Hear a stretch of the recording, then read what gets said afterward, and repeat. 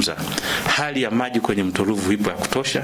Karibuni tuliona watu wanarusha klipu kuonyesha kama Dar es Salaam maji yamepungua, lakini tunaomba tuhakikishie kabisa kwamba maji hapo ya kutosha katika muda huu. Ile klipu nafikiri ilikuwa ni ya muda, lakini ukiangalia maji kwa sasa pale tunayo maji ya kutosha, yanatupa uhakika wa kuendelea kutoa huduma ya maji pale. Niliongea kitakwimu, tuna zaidi karibu ya mita 16.7 pale, ambazo hadi ufike sana lazima ushuke labda huko kwenye mita 14.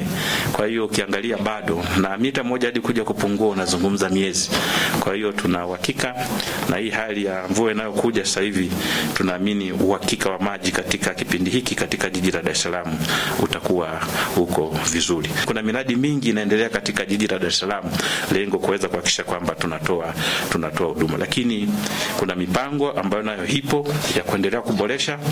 Ipo tu kama baadhi ndio zungumza ya mradi mkubwa wa mto Rufiji kuleta Dar es Salaam kukabiliana na mahitaji ya muda mrefu ya jiji la Dar es Salaam. Yote hayo tunaendelea nayo, lakini vile vile kuweza kuongeza uhifadhi wa maji katika maeneo tunayo ya hudumia. Nimezungumza sana kwenye eneo la maji safi, lakini jukumu letu la pili ni eneo la usafi wa mazingira.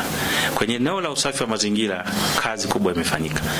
Miaka 4 kabla, hali ya uondoaji wa huduma ya maji taka katika jiji la Dar es Salaam kwa muda wote ilikuwa chini karibu ya 25%. Lakini katika kipindi cha miaka 4 tumeongeza zaidi ya 20% ya huduma ya uondoaji wa maji taka katika jiji la Dar es Salaam. Tunapozungumza hili eneo kwamba tunapozalisha maji lazima tuhakikishe tunalilinda jiji nalokuwa na hali safi ya kuondoa maji taka. Kwa hiyo ukiangalia tuko sasa hivi 45%, unaweza ukaiona bado tuko chini, lakini tunaangalia katika kipindi cha miaka 4 kazi gani imefanyika. Miaka yote tutaona tulikuwa bado tuko na, ilikuwa ni eneo ambalo lilikuwa halijapewa kipaumbele, lakini sasa hivi tunaona jitihada kubwa zinafanyika. Kwa hiyo tuko 45% ambako tuna mabwawa 9 ya kukusanya maji taka na kuweza kuhakikisha kwamba yanakuwa yako salama. Tuna pampu za kusukuma maji taka, kuna maeneo mengine yako juu karibu 13. Tuna mitambo midogo ya kuchakata maji taka ipo 4, lakini tuna magari kama DAWASA 12 ya kuondoa maji taka pale kutoka kwenye makazi ya watu. Hayo ni ya DAWASA, lakini yako 116 ya watu binafsi ambayo tumeyasajili kuweza kushirikiana kama sekta binafsi kuondoa maji taka katika jiji la Dar es Salaam, na hadi sasa tumeunganisha zaidi ya wateja 23,196 katika mtandao wa maji taka.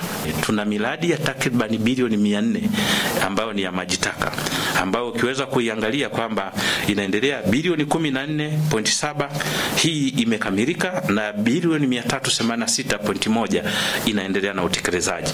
Baadhi ya miradi hiyo ambayo imekamilika, kienda Dar es Salaam maeneo mbalimbali tumejenga vituo jumuishi vya huduma za usafi wa mazingira kwenye maeneo yenye misongamano ya watu wengi. Vituo vile ukiviangalia ni kama vyo, lakini sisi tunaita ni vituo jumuishi pale mtu ataenda ataoga, ataenda atafanya usafi wa kina mama, nazo shughuli zile zimewekewa kabisa mle kwenye vile vituo jumuishi.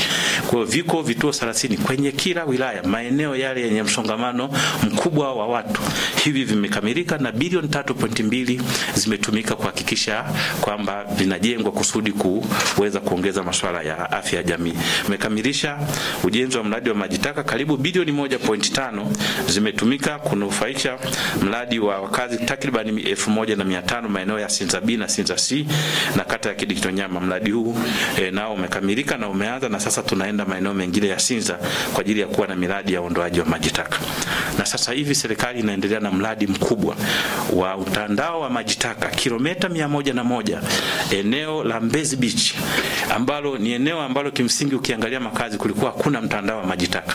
Kilomita 101 zinaenda kujengwa pale, lakini tutajenga na mtambo wa kisasa wa kuchakata maji taka kusudi kuhakikisha kwamba yale maji taka sasa hatuyapeleki baharini kama ilivyokuwa zamani. Teknolojia imebadilika sana. Kwa hiyo tunaenda kujenga mradi huu sasa hivi unaendelea, takriban bilioni 132.2 zinafanya kazi na tuko zaidi ya 57% ya utekelezaji.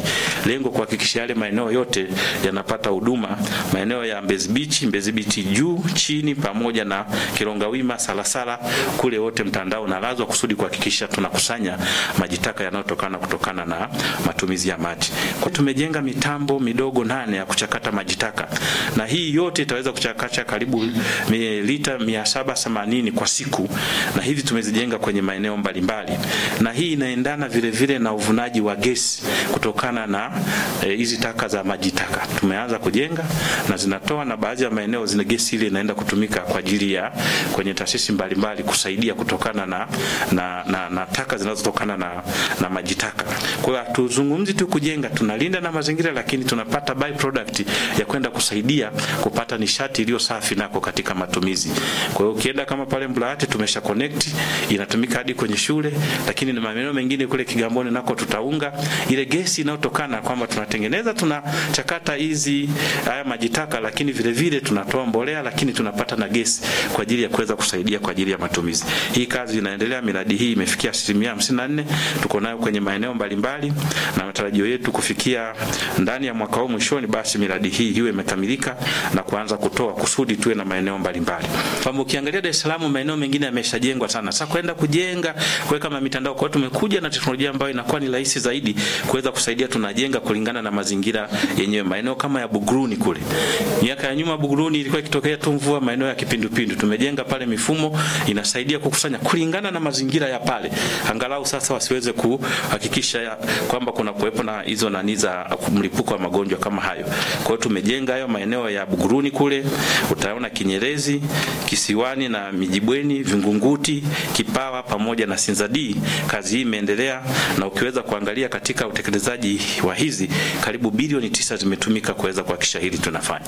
Tunaenda tumeanza ujenzi, tumeshasaini mkataba wa mradi mkubwa wa maji taka katikati ya jiji la Dar es Salaam, Kariakoo kule Buguruni, na kuja kuweza kuhakikisha tunapunguza maji yanayokwenda kule baharini. Na hapa tunashukuru serikali kwa kushirikiana na serikali vile vile ya wenzetu wa Korea, mradi wa bilioni 225 unaenda kujengwa pale kwa ajili ya uondoaji wa maji taka hususan katikati ya jiji, kusudi ile mitandao iliyokuwa inaleta shida iweze kupungua. Kwa upande wa huduma tunaendelea kuboresha. Tulikuwa na kituo chetu cha kupokea malalamiko ya wateja, kilikuwa kinafanya kazi masaa 12 hadi 16.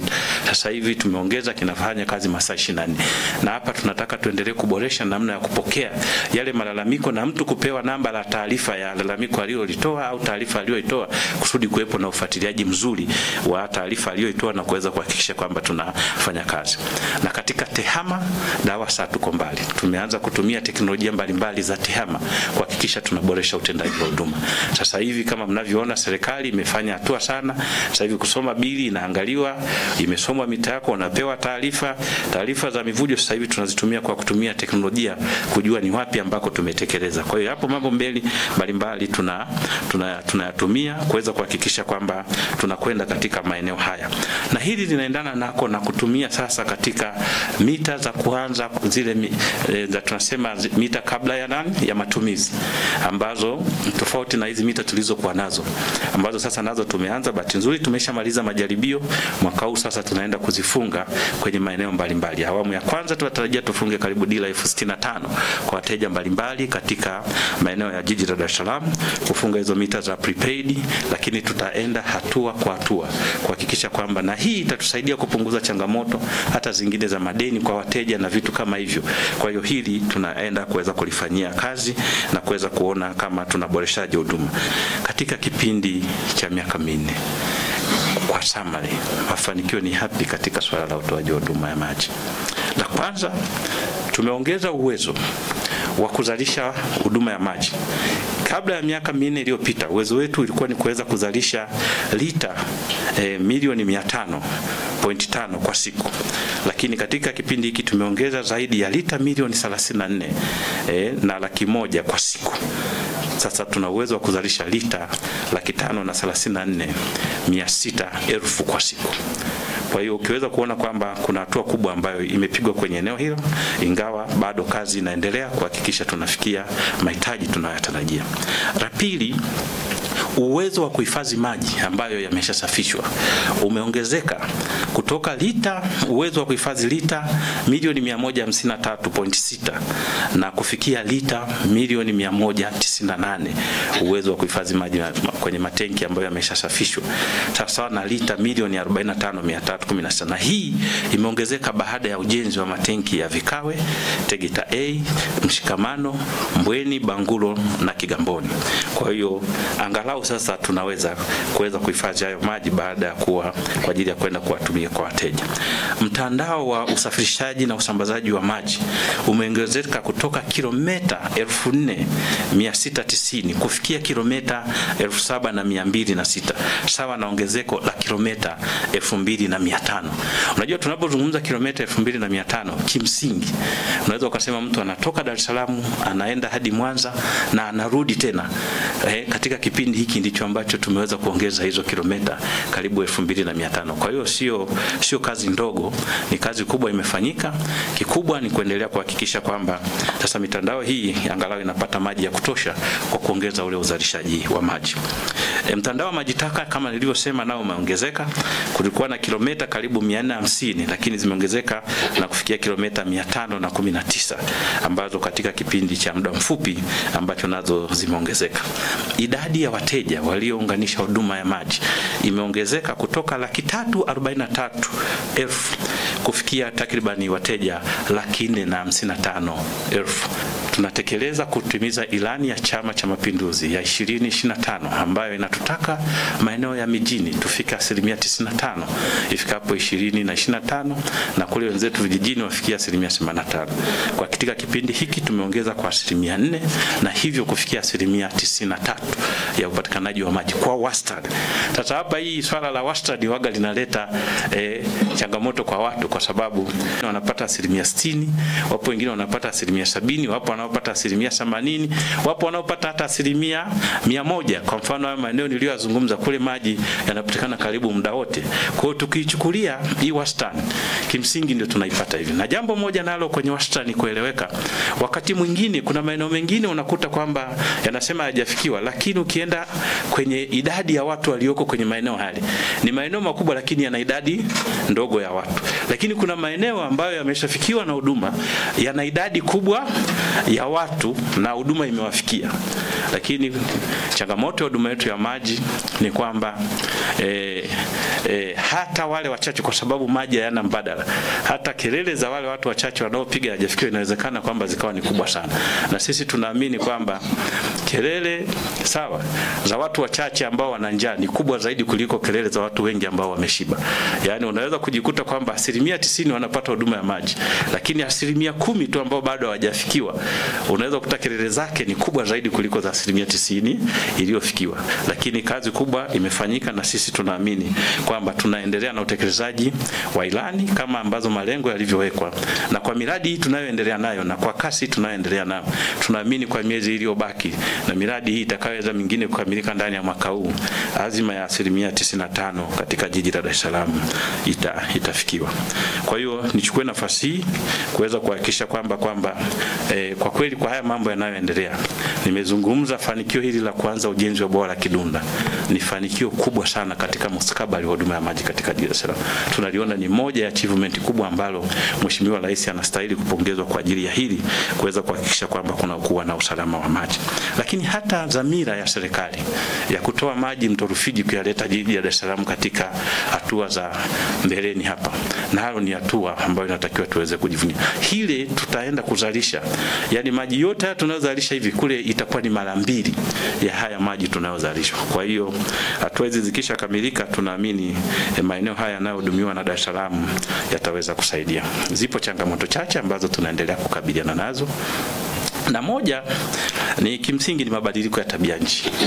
Lakini mabadiliko ya tabia nchi ndio hivi kukauka kama vyanzo vya maji. Kwa hivyo vikitokea kimsingi na tuasili kubwa katika utoaji wa huduma ya maji, lakini serikali imeona ndio inajenga kama mabwawa haya ya kuhifadhi maji ili kuhakikisha kwamba zinapotokea hali kama hizi basi tunakuwa na alternative ya kuweza kusaidia huduma ya maji inaendelea. Lakini pende tuendelee kuomba kushirikiana na waandishi wa habari kuendelea kutoa elimu ya kulinda vyanzo vya maji kusudi hizi huduma tunazozitoa na kazi kubwa ambayo serikali inaifanya kuweza kuhakikisha huduma ya maji inakuwa endelevu. Prepaid water meter ni suluhisho la madeni ambazo taasisi za mamlaka za maji zimekuwa zikidai. Na katika mpango tutakaoenda kufanya haya madeni yawe ni ya taasisi, yawe ni ya serikali. Kama una deni, itakuwa mpango unakata sehemu fulani ya deni. Mfano umenunua maji ya 100,000, una deni. Asilimia kadhaa unalipia deni, asilimia kadhaa ndio unapata tokeni. Kwa hiyo mimi nadhani mkakati mzuri, na kwa bahati nzuri tumepata mapokezi mazuri sana kwa taasisi za umma. Baada vile tupende kuchukua nafasi kumshukuru Mheshimiwa Rais kwa tamko lake la kuzielekeza sasa Wizara ya Maji iongeze kasi katika ufungaji wa prepaid water meter. Nimeeleza tunaenda kuanza na 65,000. Na baadhi ya maeneo ya kimkakati tunaanza kwenda nayo ni kwenye hizo taasisi za umma. Kwa hiyo hili mimi ninaamini sasa hivi tukizungumza wenzetu kama TANESCO sio habari tena na sio hoja. Kwa hiyo na sisi kwenye sekta ya maji suluhisho ni kwenda kufanya hili ambalo litaondoa changamoto ambayo ipo. Kidunda ni kweli. Wengine inawezekana hata tangu mzaliwa Kidunda imezungumzwa. Nimezungumza kwenye wasilisho hilo. Ilikuwa ikizungumzwa iko kwenye makaratasi. Sasa serikali ya awamu ya 6 imeanza ujenzi. Ujenzi umeanza ni Oktoba 23 ndio ujenzi umeanza. Mkataba huu ni wa miaka 3. Miezi 36. Tuko ndani ya muda. Matarajio yetu tunaendelea na ujenzi sasa. Kikubwa ni kushukuru ujenzi umeanza na tunaendelea nao vizuri. Tangu umeanza ujenzi zaidi ya bilioni 85 zimeshalipwa. Kwa hiyo tunaendelea vizuri na kazi hii, na sisi tuna matarajio kwamba sasa kwa uendelevu tunaoendelea nao hii kazi itakamilika, na sisi tuna push kuweza kuhakikisha tuikamilishe mapema, angalau muda utakapofikia hiyo changamoto tena isiweze kujirudia.